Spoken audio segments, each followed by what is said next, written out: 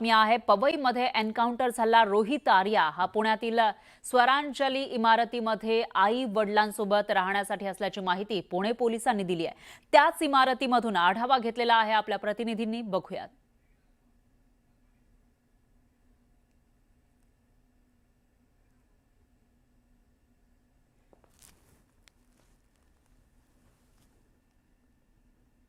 पवईमध्ये encounter झालेल्या Rohit आर्याचं Pune connection समोर आले, कारण याच पुण्यामध्ये तो राहिला होता। पुण्यातल्या स्वरांजली या अपार्टमेंटमध्ये त्याचं घर आहे पहिल्या मजल्यावरती। याच अपार्टमेंटमध्ये त्याचे आई वडील राहायचे।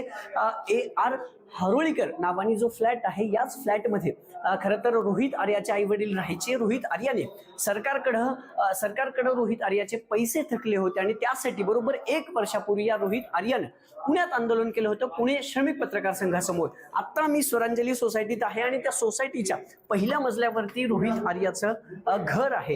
याच हा जो समोर फ्लॅट दिसतोय, त्याच फ्लॅटमध्ये रोहित आर्या राहिला होता।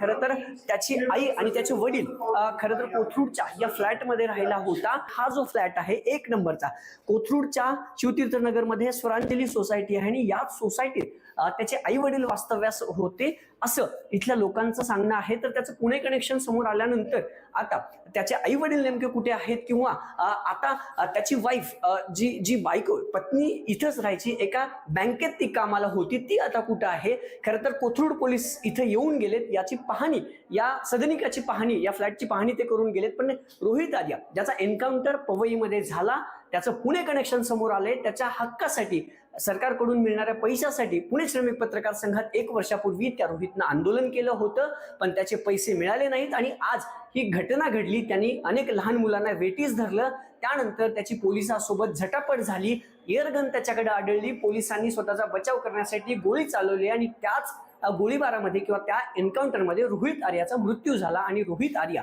पुण्यातल्या याच स्वरांजली सोसायटीच्या पहिल्या मजल्यावर त्याच्या आई वडिलांसोबत राहिला होता, अशी माहिती पोलिसांनी दिली आहे। अभिजित पोते, न्यूज 18 लोकमत, पुणे।